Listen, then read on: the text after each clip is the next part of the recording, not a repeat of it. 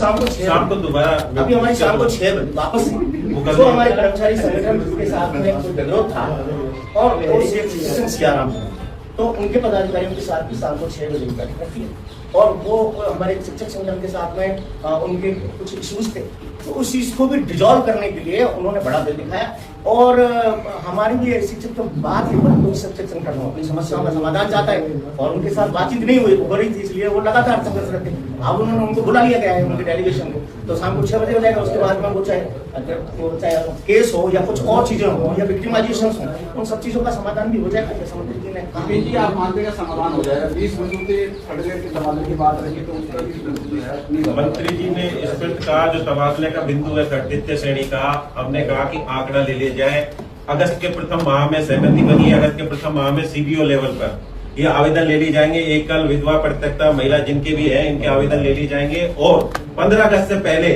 इनमें जो कैटेगरी में बता रहा हूँ इनके एक कैटेगरी के स्थानांतरण पे सहमति बन गई है उसके बाद बाकी के हमने कहा 70% तबादले जिले में होती तृतीय श्रेणी के 30% बाहर वाले हो तो उस पे कैटेगरी पे संभावना बन गई है उन्होंने कहा है कि फॉर्मेट बना के अगस्त के प्रथम सप्ताह में ही हम सारा डाटा सीबीओ के माध्यम से आवेदन पत्र की बात दूसरी बात करें अपने टीएसपी के समायोजन की और शैडो पोस्ट की महात्मा गांधी वाले इन प्रकरणों में सब पे रजामंदी बन गई है मंत्री महोदय ने कहा है कि हम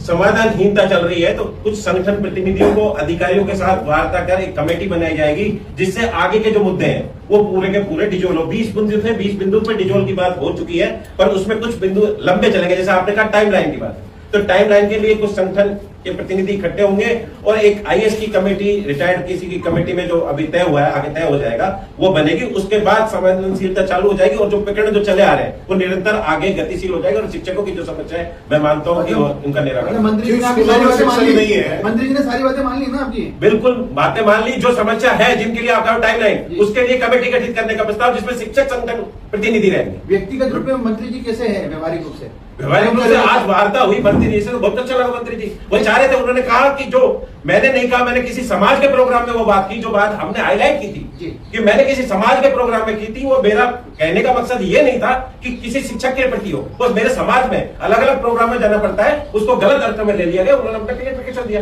मतलब संतुष्ट है ना आप बिल्कुल ठीक है धन्यवाद।